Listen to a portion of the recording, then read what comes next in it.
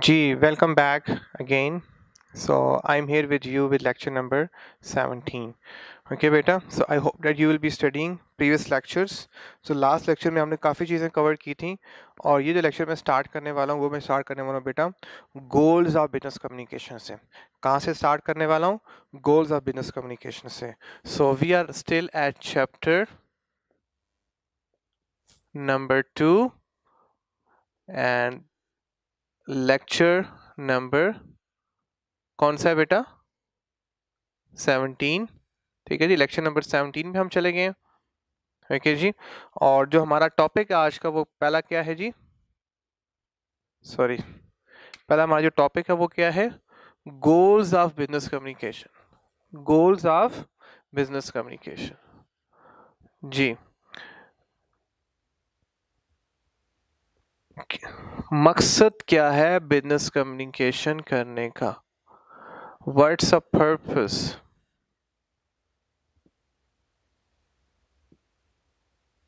ठीक है जी, व्हाट्स द पर्पस ऑफ। वैसे बेटा मेरा दिल तो ये कर रहा है कि ये टॉपिक मैं आपको एज असाइनमेंट के तौर पे दूं, क्योंकि मैंने आपकी सारी बेस तो बना दी है और अब तक आपको ये समझ तो लगी होगी कि हमने बिजनेस कम्युनिकेशन क्यों करनी है।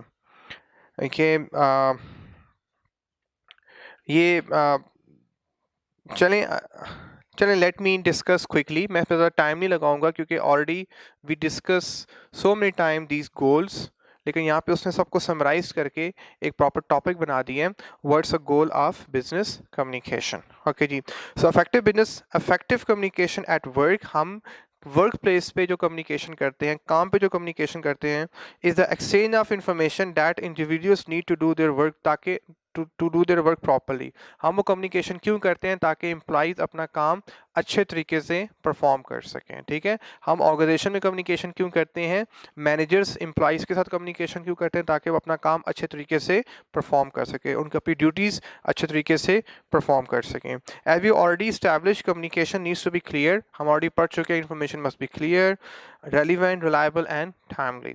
So the effective communication is essential so that number one, first bullet point, हम effective communication क्यों करते हैं? effective communication is essential so that, देखिए ये क्यों ज़रूरी है? एक ऑर्गेनाइजेशन में इफेक्टिव कम्युनिकेशन क्यों करनी होती है, ये कम्युनिकेशन क्यों करनी होती है, वो उसकी वो किस किस नुक्ता नज़र के थ्रू हम कम्युनिकेशन करते हैं। तो उसमें जो फर्स्ट बुलेट पॉइंट है बेटा वो है instruction and guidelines are properly understood, ताकि ताकि जिन्होंने काम परफॉर्म करना है उनको प्रॉपरली समझ लग जाए कि उन्होंने काम किस तरह से परफॉर्म करना है, किस टाइम पे उन्होंने काम करना है, किस जगह पे काम करना है।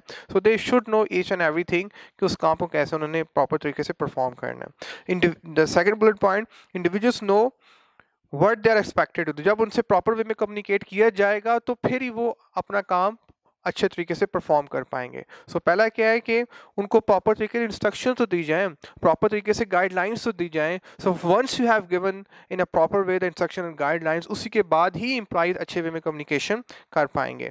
Third bullet point, there is better coordination between people and group in the organisation. तो जब वो काम करेंगे तो वो ग्रुप की शेप में करेंगे, टीम की शेप में करेंगे। सो जितना अच्छा आप उनसे कम्युनिकेट करेंगे तो इतना अच्छा ही वो टीम में अच्छा परफॉर्म, उनको पता होगा कि उनका काम उन किसके साथ मिलकर काम करना है।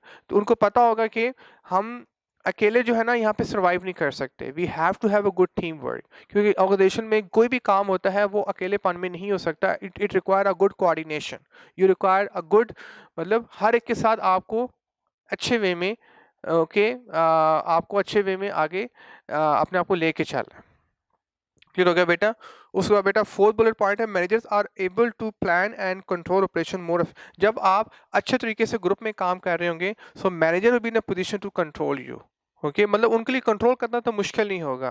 कंट्रोल का मतलब नेगेटिव भी नहीं होता, मतलब कंट्रोल मतलब ये होता है कि चीज़ों को प्रॉपर वे में लेके चलना, डिसिप्लिन वे में लेके चलना। अगर जो एम्प्लॉइज उनको खुद नहीं पता कि काम कैसे परफॉर्म करना है तो उनको कंट्रोल करना फिर मुश्किल होगा। सो कंट्रोल करना इतना ही आसान हो जाता है मैनेजर्स के लिए, टॉप मैनेजमेंट के लिए, या जो आपके सुपरवाइजर्स होते हैं, कि जितना अच्छे तरीके से आप अपने काम को जानते होंगे। उसके बाद नंबर नेक्स्ट जो बुलेट पॉइंट है बेटा, individuals are willing to work together in teams और ग्रुप बिकॉज अब वो विलिंग होते हैं, उनको पता होता है कि हमने ग्रुप में काम क्यों करना है, ग्रुप इस टीम में काम क्यों करना है, इस लीडर के साथ काम क्यों करना है, इस मेजर से काम क्यों करना है। Because they are being told what is happening and where the contribution fits, उनको पता होता है कि उनका इस टीम में क्या रोल है, वो टीम में किस तरह से पॉसिबली कंट्रीब्यूट कर रहा है, उसकी एफर्ट्स क्या रंग लाएंगी कि जब वो इफेक्टिव वे में उनको परफॉर्म करेगा।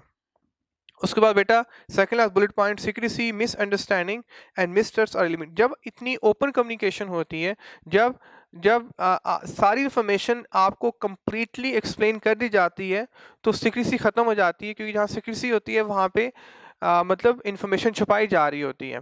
तो जब इन्फॉर्मेशन छुपाना मकसद नहीं होता, इन्फॉर्मेशन कंप्लीटली डिस्कस करना होता है कि इन्फॉर्मेशन आपने कैसे कन्वे करनी या आपने काम कैसे परफॉर्म करना है। सीक्रेसी मिसअंडरस्टैंडिंग फिर ख़त्म हो जाती है, एंड मिसट्रस्ट, जो आपका जो ट्रस्ट लेवल है वो भी ख़त्म हो जाता है। ओपन कम्युनिकेशन की ट्रस्ट, तो जब ओपन कम्युनिकेशन होती है मतलब उसमें कोई कोई कोई राज वाली बात नहीं होती, सबको ट्रांसपेरेंट चीज़ नज़र आ रही होती है कि यहाँ पे क्या हो रहा है, तो फिर हर एक का ट्रस्ट डेवलप होता है। ठीक है, आपका आपका अपने लीडर पे ट्रस्ट डेवलप होता है, क्योंकि आपको पता है कि लीडर मुझसे कंप्लीट बात कर रहा है, वो कोई बात छुपा नहीं रहा। ओके, और ओके तो आपका एतमाद कंपनी में बढ़ता है। उसके बाद बेटा arguments conflict in the workplace are reduce. ठीक है जी, सो जब डेफिनेटली जब अच्छी कम्युनिकेशन होती है तो झगड़े जो है एम्प्लॉइज़ के आपस में वो रिड्यूस हो जाते हैं, उनके कॉन्फ्लिक्ट आपस में रिड्यूस हो जाते हैं। सो बेटा उसको मैंने ज़रा जल्दी से इसको समराइज कर दिया है, although I was suppose to give you this assignment, आप इनको खुद गो थ्रू करें because they are so simple. Okay, and we have discussed so many time before. Anyways, ji, so beta, I am done with this topic. Goal, goals of business communication. So next topic is the formal and informal communication. आगे बेटा illustration है, illustration बेटा ये आपने खुद अपने आप को एक्सरसाइज करना है, खुद आपने इनको गो थ्रू करना है इलस्ट्रेशंस को। कुछ होंगी जो आपको मैं पढ़ा दूंगा जो ज़्यादा इंपॉर्टेंट होगी सिर्फ आपके समझाने के मकसद से, बाकी इलस्ट्रेशन है वो बेटा आपने खुद गो थ्रू करनी है, वो आपके समझने के लिए। अगर आपको पॉइंट समझ आ गया तो इलस्ट्रेशन ना भी पढ़ें तो इट्स ओके, ये सिर्फ आपको फर्दर उसको आपके नॉलेज को पॉलिश करने के लिए, आपके अंडरस्टैंडिंग को बेहतर करने के लिए इलस्ट्रेशंस होती हैं। सो नेक्स्ट टॉपिक इज बेटा, next topic is formal and informal communication. जी ये हम डिस्कस करने वाले हैं अभी, फॉर्मल एंड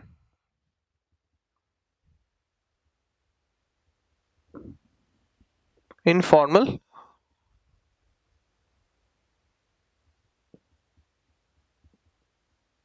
कम्युनिकेशन। ठीक है बेटा, तो नेक्स्ट टॉपिक ये इसको हम बड़ी डिटेल में डिस्कस करेंगे बेटा कि फॉर्मल कम्युनिकेशन कैसे की जाती है ऑर्गेनाइजेशन में और इनफॉर्मल कम्युनिकेशन कैसे की जाती है। जी बेटा introduction, so information exchange in two ways, formally and informally. तो इन्फॉर्मेशन बेटा जब भी कन्वे की जाती है, याद रखना है इस बात को, इन्फॉर्मेशन जब भी कन्वे की जाती है वो दो तरह से कन्वे की जाती है, या फॉर्मल वे में या इनफॉर्मल वे में। ठीक है बेटा, okay. So formal communication, let me stand here ji.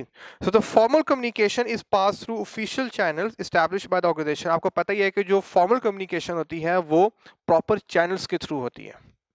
Clear बेटा, आपको डिस्कस किया था हमने कि प्रॉपर चैनल डिफाइन होते हैं, लीडर्स डिफाइन होते हैं, डायरेक्टर्स डिफाइन होते हैं, मैनेजर्स डिफाइन होते हैं। So formal communication is pass through official channels established by the organisation.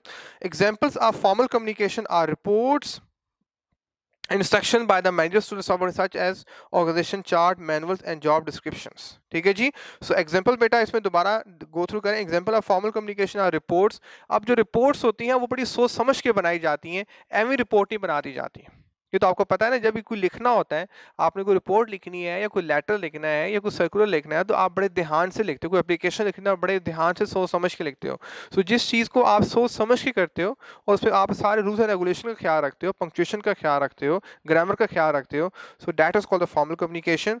Okay, so example of formal communication are reports and instruction by the manager subordinates. वो तो written की बात होगी, अब दूसरी जो बात कर रहा है वो स्पोकन की बात कर रहा है। Instruction by the manager subordinate, okay, such as organisation charts, manual and job description के, जहाँ पे वो उसको बताता है कि उसने काम, जॉब डिस्क्रिप्शन होता है कि उसने क्या काम कैसे परफॉर्म करने हैं, जहाँ पे डिफरेंस को मैनुअल बताए जाते हैं कि कोई काम परफॉर्म हाउ, ओके, वो लिख के बताए जाते हैं। लिख के बताया, मैनुअल होता है लिख के बताना।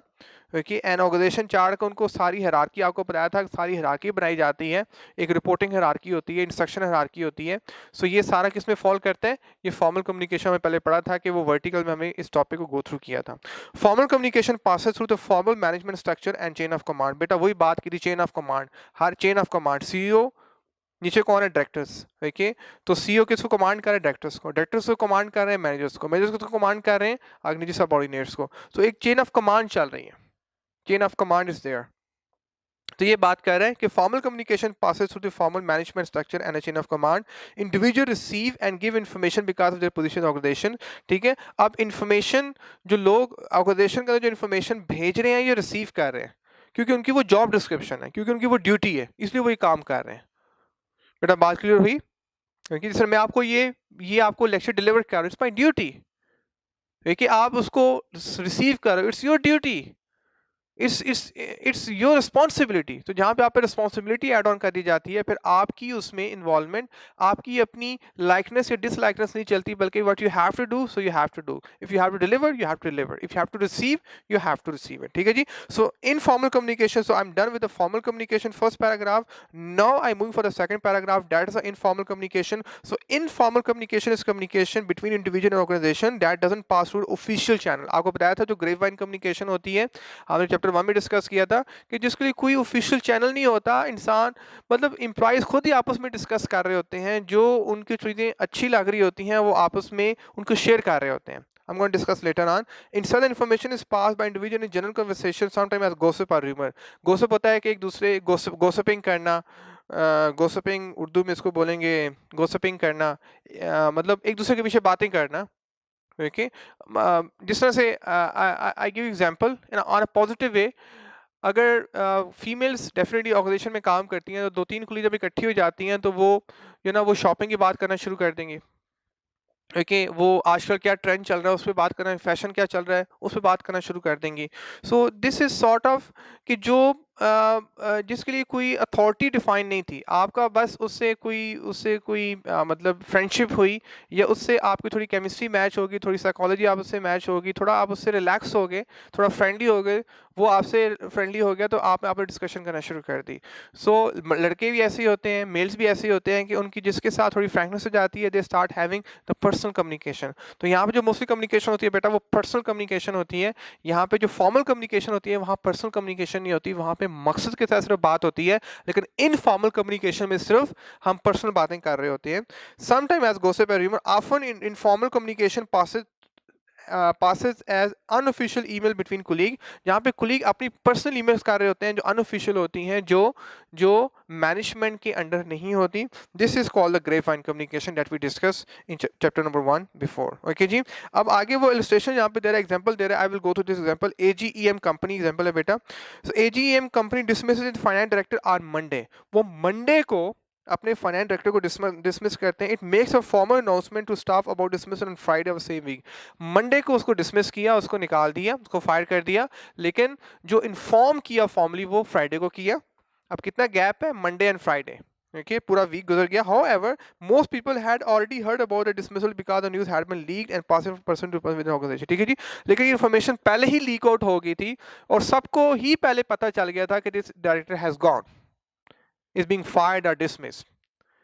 ठीक है बेटा, तो ये इनफॉर्मली होता है कि इन्फॉर्मेशन जल्दी पास ऑन होती है क्योंकि 1-to-1 इंटरेक्शन हो रही होती है, लेकिन जो फॉर्मल अनाउंसमेंट होती है वो काफ़ी देर के बाद होती है। So most of the time जो इनफॉर्मल कम्युनिकेशन होती है वो ज़्यादा क्विक होती है, और जो फॉर्मल कम्युनिकेशन होती है वो काफ़ी स्लो होती है, जो बाद में पहुंचती है। जी, आगे वो डिस्कस कर रहा है बेटा।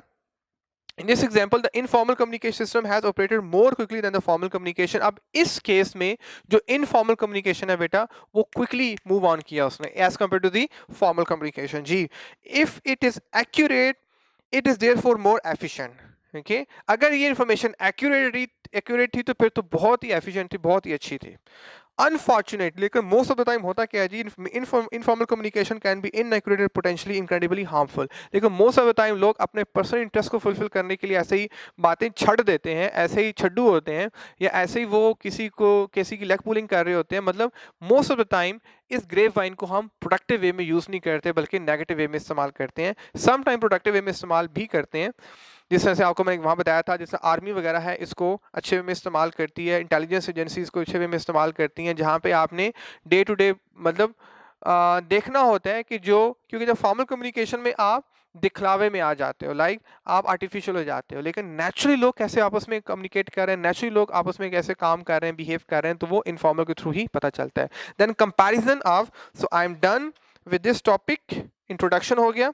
अब इसी के अंदर बेटा जो आगे है, comparison of formal informal communication, यहाँ पे मैं लिखने वाला हूँ, इसका जो आगे बुलेट पॉइंट है,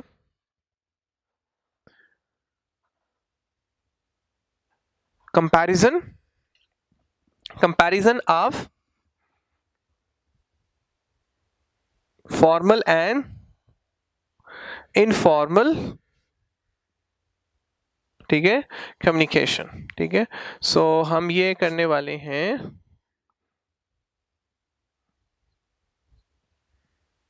जी बेटा, जी बेटा, ये पॉइंट, अब मैं इस पॉइंट को डिस्कस कर रहा हूँ, इस पॉइंट को मैंने डिस्कस कर लिया, इस पॉइंट को मैंने डिस्कस कर लिए। अब मैं इसके अंदर जो उसकी जो फर्दर पॉइंट है वो डिस्कस कर रहा हूँ, comparison between formal and informal communication. So all organizations rely on a mixture of formal and informal communication to operate effectively. याद रखना बेटा, हर ऑर्गेनाइजेशन में ओके फॉर्मल के साथ इनफॉर्मल भी चलता है। जिस तरह से बेटा फॉर्मल ये होता है कि आप बिल्कुल एग्जैक्टली आप सिर्फ काम की बात कर रहे हो, आप काम के साथ इधर उधर की बातें भी करते हो, इट इज़ इम्पॉसिबल कि आप हमेशा सिर्फ काम ही काम करते रहें। ठीक है, सो कोई भी ऑर्गेनाइजेशन है वो फॉर्मल और इनफॉर्मल के थ्रू ही चलती है, कोई भी मतलब आप 100% फॉर्मल नहीं हो सकते, नहीं हो सकते बेटा। क्लियर हो गया? जिस तरह से अब समटाइम आप बात करते हुए ऐसे करते हैं, समटाइम ऐसे करते हैं, अब ये क्या है, ये फॉर्मल कम्युनिकेशन है, ये इनफॉर्मल कम्युनिकेशन है, और ये नेचुरली होता है बेटा। ठीक है, कई दफ़ा मैं भी आपके सामने ऐसी मूवमेंट करता हूँ कि जो फॉर्मल कम्युनिकेशन में फॉल नहीं करती, ये नेचुरली होना चाहिए। जो रिपोर्ट्स हैं वो फॉर्मल है, इंसान फॉर्मल और इनफॉर्मल है, ये कॉम्बिनेशन ऑफ बोथ है, जहाँ पे फॉर्मल होगा वहाँ इनफॉर्मल भी होगा।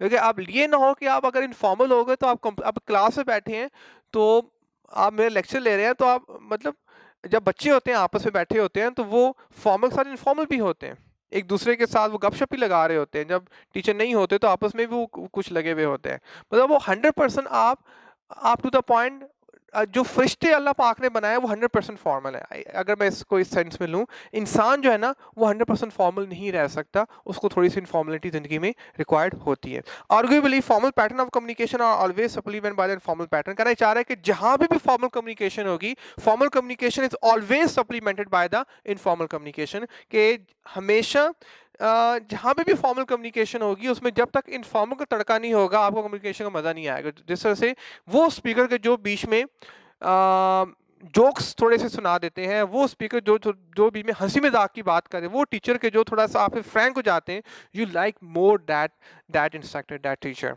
क्योंकि वो फॉर्मल में इनफॉर्मल। और अगर मैं 100% लेक्चर को फॉर्मल कर दूंगा तो फिर आपके लिए वो सुनना जो है ना वो बोरिंग हो जाएगा, आपके लिए उसको अंडरस्टैंड करना, क्योंकि फॉर्मल की एक लिमिट है। साइंस कहती है कि 15 से 20 मिनट आपकी लिमिट है फॉर्मल को अंडरस्टैंड करने की, उसके बाद आपको फिर रिलैक्सेशन चाहिए, वो जो रिलैक्सेशन आती है वो इनफॉर्मल के थ्रू आती है। I hope you understood. So आगे नेक्स्ट पैराग्राफ बेटा, formal information is often slow arriving, ये स्लो पहुंचती है क्योंकि एक चेन ऑफ कमांड होती है, पहले सीईओ फिर डायरेक्टर फिर मैनेजर, एक पूरा चेन ऑफ कमांड के थ्रू इन्फॉर्मेशन फॉलो करती है, तो ये स्लो होती है। Organisation therefore often rely on informal communication for the transmission of information when the formal communication is slow and bureaucratic। ठीक है, तो कहना ये चाह रहा है कि जो ऑर्गेनाइजेशंस होती हैं कि वो रिलाई किस पे करती हैं, इनफॉर्मल कम्युनिकेशन पे, कि जहाँ पे फॉर्मल कम्युनिकेशन बहुत ही स्लो हो जाती है, ब्यूरोक्रेटिक होता है, बहुत बड़ी ऑर्गेनाइजेशन हो गई है। ब्यूरोक्रेटिक बेटा होता है कि जो ऑर्गेनाइजेशन जिस तरह से बेटा आर्मी है बहुत बड़ी ऑर्गेनाइजेशन है, जिस तरह से गवर्नमेंट के इदारे में बहुत बड़ी ऑर्गेनाइजेशंस होती हैं जहाँ पे हज़ारों के हिसाब से एम्प्लॉइज़ होते हैं, तो वहाँ पे हर एक को कंट्रोल करना मुश्किल होता है। अगर वहाँ पे फॉर्मल कम्युनिकेशन करेंगे तो बहुत ही टाइम लग जाएगा, तो फिर वहाँ पे हम इनफॉर्मली ओके कम्युनिकेशन का ज़्यादा सहारा लेते हैं। अंडरस्टैंड बेटा? So I am gonna repeat again, organisation therefore often rely on informal communication for the transmission of message when the formal system is slow and, जब भी फॉर्मल सिस्टम स्लो होता है या इतना वो एफिशिएंट नहीं होता, या लेयर्स बहुत ज़्यादा होती हैं, ब्यूरोक्रेटिक लेयर्स बहुत ज़्यादा हो गई हैं, उसमें मैनेजमेंट के जो लेवल्स हैं वो बहुत ज़्यादा आ गए हैं, तो इन्फॉर्मेशन बहुत स्लोली मूव ऑफ करने वाली है, फिर वहाँ पे हम इनफॉर्मल कम्युनिकेशन ज़्यादा रिलाई करते हैं। और where senior managers are autocratic and don't believe in sharing information with subordinate, या जहाँ पे जो लीडर्स हैं वो they are not so friendly. Autocratic way, they're not so friendly. They don't give all the information. Okay, they are not, employees are not comfortable with that particular manager or that particular director or that particular leader. Okay, so autocratic होता है कि वहाँ पे आपको you are not open with a source of information, या that source is not opening with you. वो जो person जिसके पास सारी information है वो इतना आपसे वो friendly नहीं हो रहा, या वो आपको इतनी information provide नहीं कर रहा. ओके, सो जहाँ पे उसका जो behavior है थोड़ा सा hostile है, थोड़ा सा aggressive है. ओके, तो वहाँ पे फिर हम where senior managers are autocratic, और ये पाकिस्तान में अक्सर होता है कि जिसके बाद जितनी बड़ी पोजीशन होती है उसकी गर्दन में इतना सरिया होता है. कहते हैं गर्दन में सरिया होना, कि वो थोड़ा सा अपने ऑटोक्रेटिक समझते हैं, अपने आप को थोड़ा सा नेगेटिव समझते हैं. ठीक है. अब या इसको मैं समझे बेटा बोलूं कि जब जो सीनियर मैनेजर्स होते हैं या जो डायरेक्टर्स होते हैं वो इतना फ्रैंक नहीं होते, वो बस कभी बात करते हैं कभी नहीं भी करते. ओके, तो फिर वहाँ पे प्रॉब्लम होती है क्योंकि rest of the employees are not comfortable with those senior managers. So where senior managers are autocratic and don't believe in sharing information with subordinate, जहाँ पे वो इतना ओपनली डिस्कस ही नहीं करते, फिर सबऑर्डिनेट वो फिर अपने सोर्सेज को यूज करके इन्फॉर्मेशन को हासिल करना चाहते हैं कि what is happening within a business. So आगे बेटा नेक्स्ट पैराग्राफ है, informal communication usually passes between individuals very quickly. अब इनफॉर्मल कम्युनिकेशन बेटा बहुत जल्दी पास ऑन करती है, बहुत जल्दी पास ऑन करती है. अब problem with informal information is that management has no control over it, कि इस पे मैनेजमेंट का कोई कंट्रोल नहीं है. बेटा ये आपकी अपनी पर्सनल कम्युनिकेशन है, आप जिसके साथ करें जैसे करें, इसको मैनेजमेंट सिर्फ जो कंट्रोल कर सकती है वो फॉर्मल कम्युनिकेशन कर सकती है. इनफॉर्मल कम्युनिकेशन को मैनेजमेंट कंट्रोल बिल्कुल नहीं कर सकती. So they control formal communication channel but not informal communication. सो जो मैनेजमेंट जो इन्फॉर्मेशन कंट्रोल करती है वो फॉर्मल कम्युनिकेशन करती है, not informal communication. With informal information is sometimes a matter of chance who gather information and who doesn't. ये सबसे इंपॉर्टेंट है कि सपोज ऑर्गेनाइजेशन में कि कुछ एम्प्लॉइज आपके दोस्त हैं, तो वो जो आपके दोस्त हैं या जो आपके दोस्त वो सिर्फ आपसे बात डिस्कस करेंगे, वो उनसे बात डिस्कस नहीं करेंगे, या आप उनसे बात डिस्कस नहीं करेंगे कि जो एम्प्लॉइज आपके साथ फ्रेंडली नहीं है. सो होता ये है कि बेटा एक ही फ्लोर पे अगर 20 एम्प्लॉइज काम कर रहे हैं तो आपकी उनमें दो के साथ फ्रेंडशिप है, तो वो दो के साथ तो आप बातें शेयर करने वाले हैं, लेकिन बाकियों के साथ वो उससे बिल्कुल अनअवेयर होंगे कि what is happening around. This is happen most of the time. Again I am saying कि इनफॉर्मल में बेटा आप इन्फॉर्मेशन सिर्फ उसी के साथ शेयर करते हो जिसके साथ आप थोड़ा सा रिलैक्स होते हो, फ्रेंडली होते हो. ओके, और वो एम्प्लॉइज के जो इतना फ्रेंडली आपसे नहीं होते उनसे आप वो कम्युनिकेशन नहीं करते. सो एक ही फ्लोर पे एक ही कंपनी में कई बातें ऐसी होती हैं कि जो कुछ को तो पता होती हैं, अक्सर को नहीं पता होती. ठीक है, तो दिस ही मीन टू से. Okay, so with informal information, it's sometimes a matter of chance. Gets information and who doesn't. well, जिससे आपकी कोई ज़्यादा सलाम दुआ है उसके साथ तो आप इन्फॉर्मेशन शेयर कर दोगे, लेकिन जिसके साथ आप इतना फ्रैंक उसके साथ इन्फॉर्मेशन शेयर नहीं करोगे. Some individual might be totally ignorant of what most of their colleagues already know. ठीक है, कई तो उनको पता ही नहीं होता व्हाट इज हैपनिंग अराउंड, क्योंकि they are not so much in that social circle. बेटा क्लियर हो गया. नेक्स्ट पैराग्राफ बेटा, further more informal communication may be malicious and at least in part inaccurate or at worst completely speculative. ठीक है जी, लेकिन most of the time informal communication, क्योंकि ये इसका कोई प्रॉपर सोर्स नहीं होता, तो ये most of the time malicious होती है, बैड होती है, एटलीस्ट इन पार्ट या इनएक्यूरेट हो सकती है. मतलब आपने पूरी कोशिश करनी है कि वर्क प्लेस में आपने जो भी अगर इंफॉर्मेशन गैदर करनी है वो आपने फॉर्मल सोर्स से करनी है. इनफॉर्मल सोर्स, हाँ, अगर आपको 100% पता है कि उस पर्सन पे आपको ट्रस्ट है कि वो इन्फॉर्मेशन जो देने वाला है वो बिल्कुल एक्यूरेट इन्फॉर्मेशन देने वाला है, then you can go for.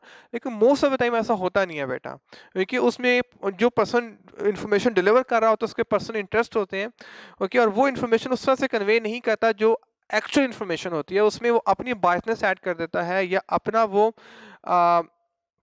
अपनी लाइकनेस डिसलाइकनेस को ऐड करके वो इन्फॉर्मेशन आपको डिलीवर कर रहा होता है। तो मोस्ट ऑफ टाइम ये मिलिशियस होती है और इनएक्यूरेट होती है और वेरी कंप्लीटली स्पेकुलेटिव, और इसमें ये नहीं पता होता कि वाकई जो इन्फॉर्मेशन है ये कितनी सही है। स्पेकुलेटिव मतलब ये एक अफवाह होती है, और यू आर नॉट जब तक वो आपको फॉर्मल सोर्स से उसको कंफर्म नहीं किया जाता उस वक्त तक आपका दिल उससे मुतमईन नहीं होता। That is called the speculative. In an effective organisation there should always be an efficient formal communication system so that accurate information is passed in good time to everyone who needs it। कहने जा रहा है कि अच्छी organisation में हमेशा कोशिश ये करनी चाहिए कि आपका फॉर्मल सिस्टम इतना अच्छा हो जाए कि आपका काम जल्दी हो जाए। अब आई गिव यू एग्जांपल, हम जब भी सरकारी इदारों में काम करवाने जाते हैं, आपने बिजली का मीटर लगवाना है या गैस का मीटर लगवाना है या पानी का मीटर लगवाना है या आपने कोई सरकारी काम करवाना है, तो अगर आप फॉर्मल सिस्टम को फॉलो करोगे तो उसमें पता नहीं कितना टाइम लगा देते हैं। लेकिन इनफॉर्मली बेटा आप अपना कोई रेफरेंस ढूंढते हो या आप जो है ना वो अंडर हैंड कुछ पैसे देके काम करवा लेते हो। अब ये जो कम्युनिकेशन है ये कौन सी है? ये इनफॉर्मल कम्युनिकेशन है। सो इनफॉर्मल कम्युनिकेशन वहां पे फॉल करती है जब फॉर्मल सिस्टम वीक होते हैं। अगर फॉर्मल सिस्टम ही स्ट्रांग हो गए तो फिर इनफॉर्मल सिस्टम की जरूरत ही नहीं पड़ती। अगर फॉर्मल सिस्टम स्ट्रांग है तो फिर इनफॉर्मल, जितना फॉर्मल सिस्टम स्ट्रांग होने वाला है इतना इनफॉर्मल सिस्टम वीक होने वाला है, और जितना जितना फॉर्मल सिस्टम वीक होगा इतना फॉर्मल इनफॉर्मल सिस्टम वहाँ पे स्ट्रांग होगा। हमारे यहाँ आई थिंक इंटेंशनली जो हमारे जो सरकारी इदारे हैं उनको फॉर्मली तौर पे वीक किया गया है ताकि वहाँ पे इनफॉर्मल कम्युनिकेशन ज़्यादा हो सके, वहाँ पे रिश्वत ज़्यादा चल सके या वहाँ पे रेफरेंसेस का इस्तेमाल ज़्यादा हो सके। तो दैट्स द रीज़न कि हमारे यहाँ जो काम है इतने डिले क्यों होते हैं, क्योंकि उसके काम जल्दी हो जाते हैं कि जो इनफॉर्मल कम्युनिकेशन में एक्सपर्ट होता है या जिसके पास कॉन्टेक्ट ज़्यादा अच्छे होते हैं। जी बेटा, so again beta the same paragraph, in an effective organization there should usually be an efficient organization communication system so that accurate information is passed in good time to everyone who need it। ठीक है बेटा, who need it, जिसको information चाहिए वो उसको जल्दी मिल जाए, क्योंकि formal system इतना efficient है कि वो उसको जल्दी information provide कर रहा है। when formal communication is reliable, relevant and timely, employees will trust it। तो employees हमेशा जो look forward कर रहे होते हैं, हमेशा जो trust करते हैं वो formal system पे करते हैं। लेकिन जब formal system weak होता है तो फिर ही हम informal system पे rely करते हैं। However, even with the most efficient formal communication system, informal communication system always exists। कहना चाह रहा है कि आप दुनिया का जितना मर्जी efficient formal system बना लो, there is always okay a possibility, there will always lie an informal system। आप दुनिया का सबसे अच्छा सिस्टम बना ले फिर भी इनफॉर्मल सिस्टम एग्जिस्ट करेगा। ठीक है, people talk to each other unofficially and socially. लोग आपस में बात करते हैं अनऑफिशियली और सोशली, आपस में वो इंटरेक्शन करते हैं। दे exchange stories, rumours, gossip and so on. तो वो स्टोरीज शेयर करते हैं आपस में, अपने अफवाहें, gossiping and so on so fourth. Plus they don't always communicate with either in their official capacity. वो एक दूसरे जो उनकी ऑफिशियल कैपेसिटी असाइन होती है फॉर्मल में कि आपने रिपोर्टिंग इसको करनी है, आपने काम इसके साथ करना है, तो मोस्ट ऑफ द टाइम वो उस ऑफिशियल कैपेसिटीज के बियॉन्ड बाउंड्री दूसरों से कम्युनिकेशन भी करते हैं। Even in their work individual often prefer to communicate informally. वो अपने काम पे भी इनफॉर्मली कम्युनिकेट करना प्रेफर करते हैं। In face to face conversation और बाय टेलीफोन और by email, rather by more formal message as memos and reports. Okay बेटा, यस, आजकल बेटा इस सेंटेंस में ये कहना चाह रहा है कि आजकल जो है ना ये न्यू जनरेशन जो है ये इवन के जो फॉर्मल काम है वो इनफॉर्मली करना ज़्यादा पसंद करते हैं। सपोज आपने अगर फॉर्मली आपने किसी को इंस्ट्रक्शन देनी है तो आपको लेटर लिखना पड़ेगा या मेमो लिखना पड़ेगा, तो आप सिंपली उसके पास फेस टू फेस चले जाएंगे। उसमें मेमो या लेटर लिखने में आपको बड़ा टाइम कंज्यूम होता है, तो आप सिंपली उसको कॉल कर देंगे या सिंपली उसको फेस टू फेस कम्युनिकेशन में बता देंगे बेटा आपने ये काम करना है। तो इट्स ईजी, टाइम वेस्टेज नहीं है, मतलब इजी टू कम्युनिकेट है। तो आप अब जो ट्रेंड आ रहा है बेटा कि इवन फॉर्मल कम्युनिकेशन, इवन कि आजकल बॉसेस जो हैं वो व्हाट्सअप कर देते हैं आपको, या आपने बॉस से कम्युनिकेशन करनी है तो आप सोशल मीडिया पे कम्युनिकेशन, व्हाट्सअप पे कम्युनिकेशन कर लेते हैं। सो ये कहना चाह रहा है कि ये पहले कॉन्सेप्ट नहीं था। पहले आपको बड़ा एक ना क्राइटेरिया को फॉलो करना पड़ता था, एक वो प्रॉपर आपको एप्लीकेशन लिखनी पड़ती थी। लेकिन अब जो है ना वो सिंपली आप इनफॉर्मल टूल्स के थ्रू, इनफॉर्मल मीडियम्स के थ्रू भी आप कम्युनिकेशन कर रहे हैं। ये कहना चाह रहा है even in their work individual often prefer to communicate informally. जो अपने वर्क प्लेस पे इनफॉर्मली वो कम्युनिकेट करना प्रेफर करते हैं in face to face conversation और बाय टेलीफोन और बाय ईमेल या फेस टू फेस प्रेफर करते हैं टेलीफोनिक या email rather by more formal method such as memos and reports, क्योंकि मेमोज और रिपोर्ट्स को बनाना बहुत टफ होता है, बड़ी फॉर्मेलिटीज का आपको ध्यान रखना पड़ता है। ठीक है बेटा, so I am done with this topic, comparison of formal and informal communication. Understand बेटा? So I am next topic is the network. जी, so next is the network, sorry, so this is done as well, this is done as well। okay, so next topic is beta network। network क्या होता है?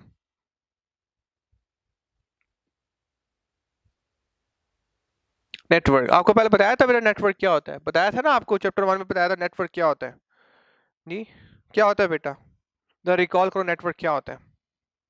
अब यहाँ पे वो exact आपको definition दे रहा है कि what is meant by a network. Clear बेटा जी। So one area where formal and informal communication model blend into one is a network. ठीक है, अब नेटवर्क जो परफेक्ट नेटवर्क होता है कि जहां पे फॉर्मल और इनफॉर्मल दोनों मिल जाते हैं और बड़े अच्छे तरीके से वो अपना फंक्शन परफॉर्म करते हैं, अच्छे तरीके से मिल के उस ऑर्गेनाइजेशन की प्रोडक्टिविटी को चार चांद लगाते हैं उस ओके या उसको आगे ग्रो ग्रो करने में हेल्प आउट करते हैं, इस कॉल अ नेटवर्क। तो नेटवर्क जहाँ पे लोग आपस में मिलते हैं, और जब लोग आपस में मिलते हैं वो दो तरह से मिलते हैं, फॉर्मली भी मिलते हैं और इनफॉर्मली भी मिलते हैं, ये आपको मैंने पहले बता दिए जी। A network is a group of managers, for example middle managers whose daily roles involves whose daily roles involve the implementation of corporate plans, strategies and tactics। These managers are decision maker। ठीक है जी।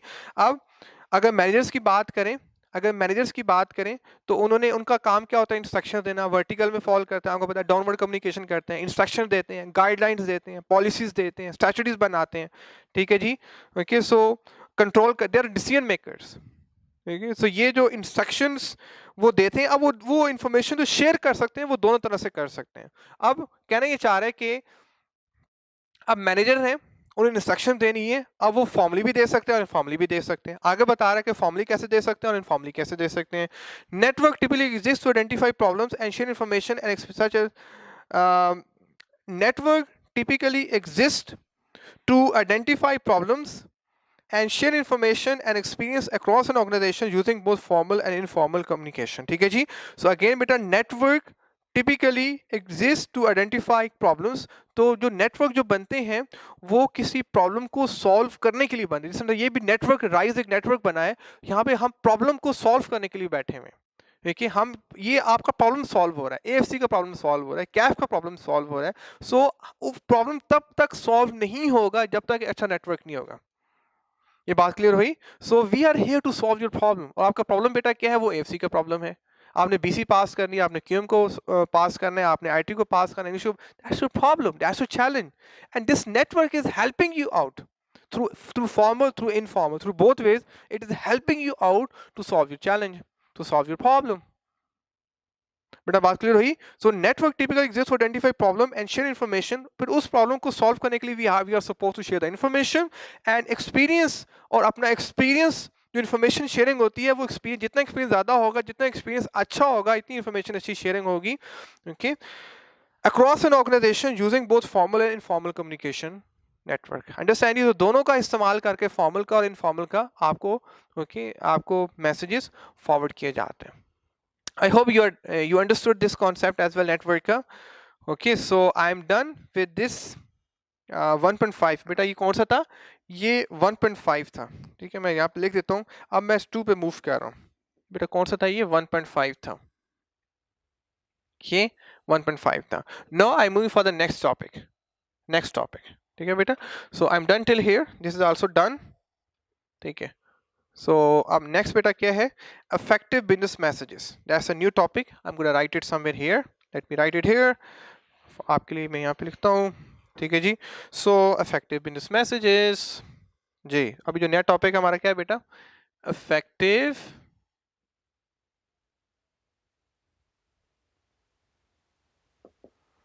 business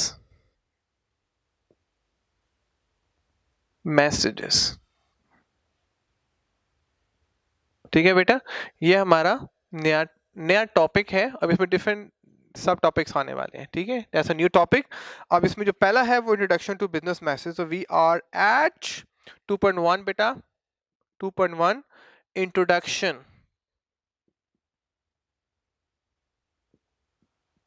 introduction to business messages.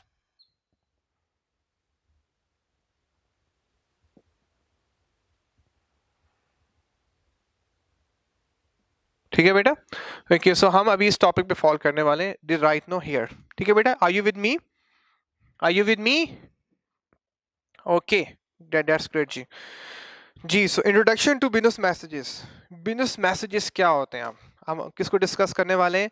Last में सबसे पहला जो मैंने briefly discuss किया था, that for the goal of business communication, very briefly discuss, you already know now. उसके बाद हमने डिटेल में डिस्कस किया what is the formal communication. Okay, हमने डिटेल में डिस्कस किया what's a formal communication and what's a informal communication. Formal informal communication हम discuss किया, 1.5 को डिस्कस किया. ओके, फिर हमने कंपैरिजन और फॉर्मल इनफॉर्मल कम्युनिकेशन को डिस्कस किया. उसके बाद हमने नेटवर्क को डिस्कस किया. ओके, और अब जो मैं जा रहा हूँ न्यू टॉपिक पे, दैट्स इफेक्टिव बिजनेस मैसेज. इसमें जो first introduction to business messages. जी बेटा, so business messages are distinguishable. बेटा वर्ड क्या है? Business messages are distinguishable from social communication between friends through a number of addresses including. Distinguishable होता है कि उनकी हम पहचान कर सकते हैं. एक क्लियर कट उनकी पहचान डिफरेंट होती है, उनकी रिकग्निशन डिफरेंट होती है. उनको आप इजीली देख सकते हो कि यार ये बिजनेस मैसेज है, सोशल मैसेज है. वो किस बेसिस पे हम अंडरस्टैंड कर सकते हो. तो ये कहना चाह रहा है कि business messages are distinguishable. That's most important. Distinguishable from social communication जो होती है, आपकी पर्सनल कम्युनिकेशन होती है, जो दोस्तों के साथ, फैमिली के साथ होती है, between friend through a number of activities including lack of spontaneity.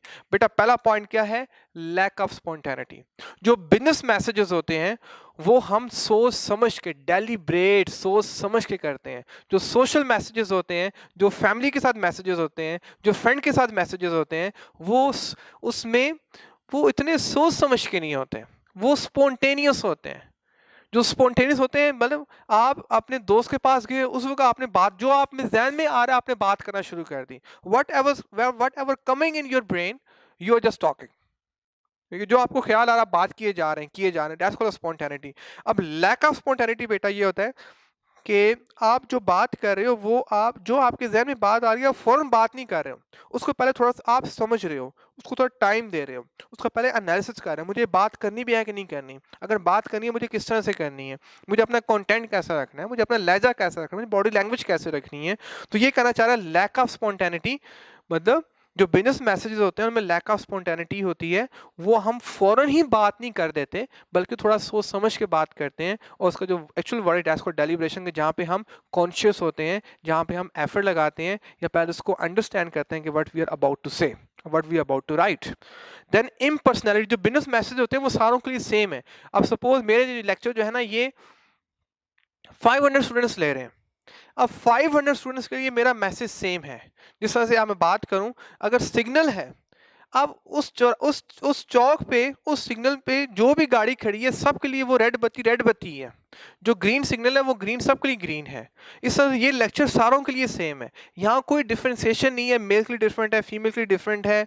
कोई बैकग्राउंड बेस नहीं है कि लाहौर के लिए डिफरेंट है, कराची के लिए डिफरेंट है, इस्लामाबाद के लिए डिफरेंट है, फॉरेन कंट्रीज में जो उनके लिए डिफरेंट है. सबके लिए सेम है. सो इम्पर्सनैलिटी होती है कि जहाँ पे मैसेजेस सारों के लिए सेम होते हैं. ठीक है बेटा? सो इम्पर्सनैलिटी, जहाँ पे मैसेज को सेम. देन फॉर्मेलिटी, जहाँ पे हम एक स्पेसिफिक गाइडलाइन का ख्याल रखते हैं, स्पेसिफिक रूल एंड रेगुलेशन का ख्याल रखते हैं, स्पेसिफिक हम ग्रामर का ख्याल रखते हैं, जहाँ पे हमें फॉर्मेलिटीज़ को फॉलो करना होता है कि हम अपने मुताबिक वहाँ पे कम्युनिकेशन नहीं कर सकते. जिस तरह से बताया गया होता है उसके मुताबिक हमने कम्युनिकेशन करनी. सपोज अगर आपने एप्लीकेशन लिखनी है, ऊपर सबसे पहले क्या लिखोगे? To comma the principal, then again comma Rise School of Accountancy, full stop, okay, comma even Lahore, okay, full stop. तो ये फॉर्मेलिटीज हैं सारी. डियर सर, कॉमा, ओके, ये सारी फॉर्मेलिटीज हैं, ये इनको you have to follow. Brevity, जो बिजनेस बात होती है, टू द पॉइंट होती है, वेरी शॉर्ट होती है, ब्रीफ होती है. लेकिन जो सोशल बातें होती हैं वो लंबी गपशप शुरू हो जाती है और फिर गपशप ही रहती है.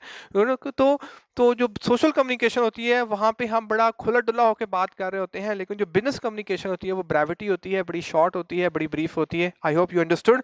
सो तो 4 मेन वो करेक्टरिस्टिक डिफाइन कर रहा है कि जिसकी बेस पे business messages are distinguishable from the social messages, and those 4 factors are the first factor is lack of spontaneity, कि हम बिजनेस कम्युनिकेशन में जो मैसेज फॉरवर्ड करते हैं वो सोच समझ के होते हैं, वो फॉरन मैसेजेस नहीं होते। सेकंड हमने पढ़ा इम्पर्सनल, सबके लिए मैसेज सेम होता है। थर्ड बुलेट पॉइंट में हमने ये पढ़ा कि वो फॉर्मल मैसेजेस होते हैं, उनमें आपको स्पेसिफिक गाइडेंस का ख्याल रखना होता है। Fourth one, business messages are very short. बेटा उसके बाद बेटा nature of business messages can make them seem unfriendly and aggressive those unfamiliar with communicating in business. ठीक है जी, अब जो बिजनेस मैसेजेस होते हैं वो आपको most of the time unfriendly लगते हैं, आपको अग्रेसिव लगते हैं, you don't want to go through it. जिस तरह से अब आपको ये बुक पढ़नी है, आपको लेक्चर गो थ्रू करना है, तो थोड़ी देर के बाद आप फटीग फील करते हो, लेकिन आपको गो थ्रू करना है। अब आपको अच्छा लग रहा है या नहीं लग रहा, आपको टॉपिक पसंद है या नहीं है, आपको टीचर पसंद है या नहीं है, okay, you have to go through it. तो बिजनेस मैसेज की प्रॉब्लम ये होती है कि वो मोस्ट ऑफ द टाइम आपको अनफ्रेंडली लग रहे होते हैं, आपको अग्रेसिव लग रहे होते हैं, आपको फील हो रहा है कि आपकी आज़ादी सलब हो गई है क्योंकि आपकी अपनी चॉइसेस कम हो जाती हैं, and you have to follow those messages at any cost. However, there are a number of key drivers for their styles. However, there are number of key drivers. अब उनके ड्राइवर्स फादर स्टाइल, अब उनका जो style आप ऊपर नीचे करते हो, आपको बताया था कि मैसेजेस वो उनको फ्लेक्सिबल करना होता है, उनको चेंज करना होता है। वो जो स्टाइल का चेंज करना है, उसके जो ड्राइवर्स हैं वो कौन कौन से हैं, वो फैक्टर्स हैं वो कौन कौन से हैं, वो हम आगे डिस्कस करने वाले हैं। ठीक है, तो the first factor is authority. अब पहला, जैसी अथॉरिटी होगी वैसी गल करोगे तुसी। हुण सपोज आपने बात करनी है डायरेक्टर के साथ, तो डायरेक्टर, जैसे आप डायरेक्टर को लेटर लिखोगे वैसे आप मैनेजर को नहीं लिखोगे, और जैसे मैनेजर को लिखोगे वैसे सुपरवाइजर। हर एक के हिसाब से आपकी वर्डिंग चेंज होना शुरू हो जाएगी, हर एक के हिसाब से आपकी सेंटेंस स्ट्रक्चरिंग चेंज होना शुरू हो जाएगी। जो जो आपका मैसेज टॉप मैनेजमेंट तक जाता है तो आपका मैसेज ज्यादा ब्रीफ होना शुरू हो जाता है, लेकिन जो जो आप नीचे एक्सप्लेन करते हो तो आपको डिटेल में एक्सप्लेन करना होता है।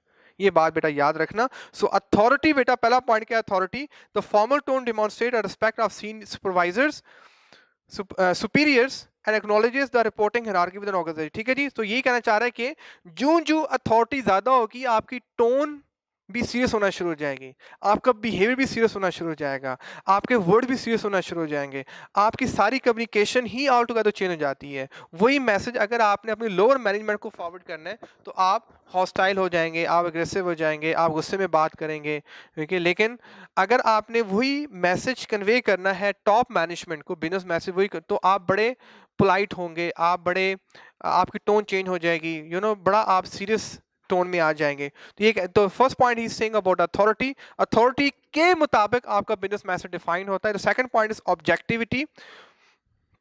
Objectivity, the organization must appear impartial, particularly when dealing with sensitive issues. Impartial बेटा होता है objectivity, जो बिजनेस मैसेज का ऑब्जेक्टिव हो वो सबके लिए सेम हो, हिडन ऑब्जेक्टिव सबके लिए सेम हो। जिस तरह से मेरा जो ऑब्जेक्टिव है, चाहे जितने स्टूडेंट मेरे लेक्चर ले रहे हैं, मेरा जो ऑब्जेक्टिव है to make you chartered accountant, this is my real objective. Understand बेटा, तो मेरे इस ऑब्जेक्टिव में कोई कंप्रोमाइज नहीं होना चाहिए, ये इम्पार्शल होना चाहिए।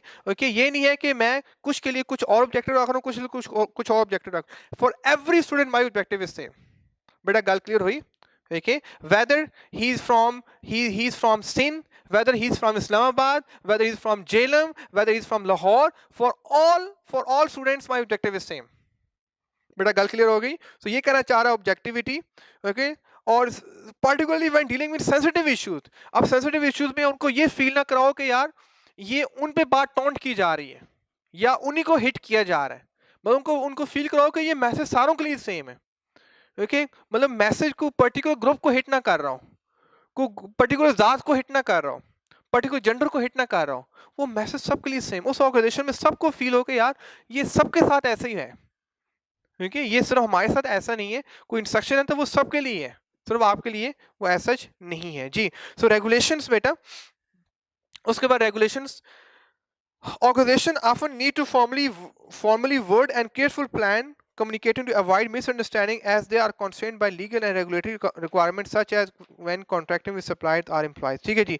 अब बेटा यहाँ पे कहना ये चाह रहा है कि अब आपके साथ मैंने कम्युनिकेशन करनी है तो मैं अपने मुताबिक कम्युनिकेशन नहीं कर सकता, अपने मुताबिक आपको बिजनेस कम्युनिकेशन नहीं पढ़ा सकता, बल्कि मैंने जो आपका बेटा कम्युनिकेशन करनी है वो मैंने as per the regulation of the ICAP, as per the regulation of the Rise, as per the regulation of my course, मैंने उसको सामने लेके चलना है।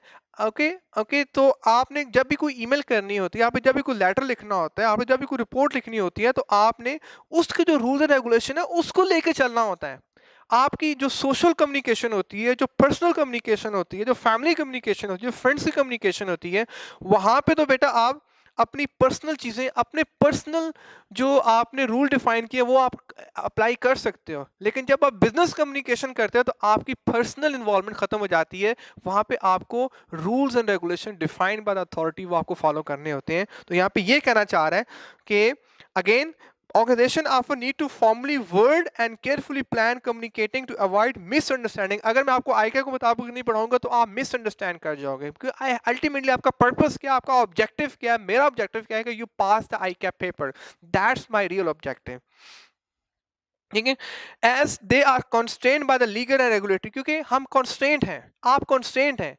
मैं अपने मुताबिक नहीं लेके चल सकता, आप अपने मुताबिक नहीं इसको गो थ्रू कर सकते। जैसा ICAP ने बताया उसके मुताबिक ही हमने इसको लेके चलना है। Okay, such as when contracting with employees, customers और एम्प्लॉइज, कि जब भी आपने कस्टमर्स के साथ कोई कॉन्ट्रैक्ट करना है, जिस तरह से आपने you are also a customer, you are customer of the ICAP, आपने जब कॉन्ट्रैक्ट किया ICAP के साथ, तो अब आपने ICAP वो जो साइन करते हो रजिस्ट्रेशन फॉर्म पे, जब साइन करते हो तो मतलब अब आपने टर्म्स एंड कंडीशन को फॉलो करना है। जैसे ICAP बोलेगा उसके मुताबिक आपने अपने आप को लेके चलना है। अगर आप अपने मुताबिक उसको लेके चलोगे तो फिर आपकी कम्युनिकेशन सही नहीं होने वाली। ठीक हो गया बेटा।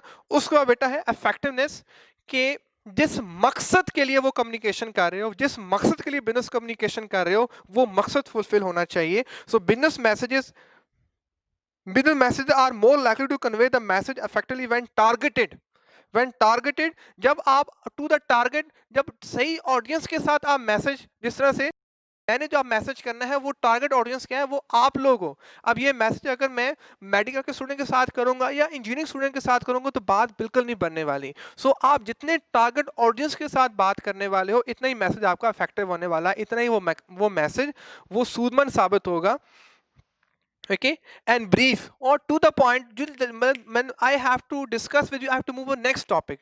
मैं एक ही टॉपिक को पकड़ के नहीं बैठ सकता, मैंने एक टॉपिक डिस्कस करना है, जल्दी से discuss then move for the next topic. तो कहना ही चाह रहा है कि सबसे पहले टारगेट ऑडियंस हो और फिर ब्रीफ बात करनी है, ज़्यादा डिटेल में भी आपने नहीं जाना, रादर देन एक्सेसिव और इनअप्रोप्रिएट। अब आपको अगर मैं डिस्कस करना चाहूँ तो मैं इस टॉपिक को शायद आपको सिर्फ इस टॉपिक को मैं आपको 6 लेक्चर्स में समझाना शुरू कर दूं, लेकिन मैंने आपके टाइम का भी ध्यान रखना है और उसके मुताबिक आपको मैंने कन्वे करना है। ठीक है, देन एक्सेसिव और इनअप्रोप्रिएट, मतलब एक्सेसिव इंफॉर्मेशन नहीं होनी चाहिए। उसमें बेटा जो नेक्स्ट है वो एफिशिएंसी है। अब एफिशिएंसी होता है, इफेक्टिवनेस बेटा होती है कि मकसद को अचीव करना। उस अगर आप ईमेल कर रहे हो तो ईमेल का मकसद अचीव होना चाहिए। ईमेल में जो आप जो डिमांड कर रहे हो वो डिमांड फुलफिल होनी चाहिए। ओके, अगर आप रिपोर्ट लिख रहे हो तो जिस तरह से मैं आपको लेक्चर डिलीवर कर रहा हूँ तो इसकी इफेक्टिवनेस क्या है कि आपको लेक्चर प्रॉपर्ली अंडरस्टैंड हो जाए। अगर आपको लेक्चर अंडरस्टैंड हो गया तो this is called my effectiveness. और अगर मैं आपको प्रॉपर डिलीवर कर गया, this is called my effectiveness. अगर आपको अंडरस्टैंड हो गया, that is called your effectiveness. Okay, तो इफेक्टिवनेस दोनों साइड पे होगी तो मैसेज अंडरस्टैंड होगा, तो मैसेज अंडरस्टैंड नहीं होगा। अब उसके बाद बेटा एफिशिएंसी के आप मिनिमम टाइम में और मिनिमम रिसोर्सेज में उस मैसेज को डिलीवर कर जाओ। सपोज आपने चार्टर्ड अकाउंटेंट बनना है, कुछ बच्चे 6 साल में बन रहे हैं, कुछ 8 साल में बन रहे हैं, कुछ मतलब हर एक का टाइम डिफरेंट है। अब जो जितना जल्दी कवर अप कर जाएगा वो इतनी जल्दी मार्केट, वो प्रैक्टिकल लाइफ में चला जाएगा, मार्केट में चला जाएगा, वो ज़्यादा नॉलेज होगा, वो आगे जल्दी एक्सेल करेगा अपनी लाइफ में, हर चीज में वो आगे होने वाला है। सो अब जो डिमांड है बेटा फिटनेस की, बेटा जो मेडिकल के बच्चे जो मेडिकल में जाते हैं, जो इंजीनियरिंग सेक्टर में जाते हैं, जो बच्चे डॉक्टर बनते हैं, अच्छा जो FSC में, ओके FSC में पास होना इंपॉर्टेंट नहीं है, एडमिशन के लिए एफिशिएंसी इंपॉर्टेंट थी कि उन्हीं उन्हीं 2 सालों में, उसी टाइम में जिसने ज़्यादा मार्क्स ले लिए वो एफिशिएंट कहलाया और उसकी बेस पे उसको फिर आगे एडमिशन मिल गया। ओके, अब बिग 4 फॉर्म में भी कौन जाते हैं? अब ये नहीं कि आप कैफ में आप सीए कर रहे तो बस लगे ही हो, फिर सीए हो रहा है, मतलब इतने सालों सीए हो रहा है। अब बिग 4 फॉर्म में सिर्फ कौन बच्चे जाते हैं? जो एफिशिएंट होता है, कि मिनिमम टाइम में दे परफॉर्म देयर टास्क। तो एफिशिएंसी आपकी जिंदगी बड़ी इंपॉर्टेंट है। सो ससिंक्ट होता है बेटा ब्रीफ एंड क्लियरली एक्सप्लेन, मतलब ब्रीफ भी और क्लियर एक्सप्लेन भी कर दिया हो, कम से कम अल्फाज में आपने उसको एक्सप्लेन भी कर दिया। Succinct and focus messages avoid wasted time for both sender receiver, तो इससे दोनों का टाइम वेस्ट नहीं होता ना, मेरा टाइम, क्योंकि अगर मैं जल्दी आपको मैसेज जल्दी आपको मैं लेक्चर डिलीवर कर दूंगा, जल्दी आपको समझा दूंगा, तो इससे मेरा टाइम भी सेव होगा और अल्टीमेटली आपका टाइम भी सेव होगा। सपोज आपने किसी को लेटर लिखना है, तो वो लेटर आप उसको लिख रहे हो 3 पेजेस में, 2 पेजेस पे सॉरी, और वही वही लेटर अगर आप उसको 1 पेज पे लिख दो, तो आपने एक अपना पेज भी बचाया, ओके, और अपना टाइम भी बचाया लिखने में, और उसका पढ़ने में भी टाइम बचा, तो ये तो सदका जारिया हो गया बेटा। तो एफिशिएंसी तो सदका जारिया, आई मस्ट से। तो कम्युनिकेशन को जितना ब्रीफ रख सकते हो रख के अपना मैसेज कन्वे करो। तो succinct and focused message avoid wasted time for both sender and receiver. And the last point, the last bullet point is public relation. It is important for organization to maintain an appropriate corporate image and communicate externally in a style regarded as business-like, respectful, impersonal and consistent. ठीक है जी।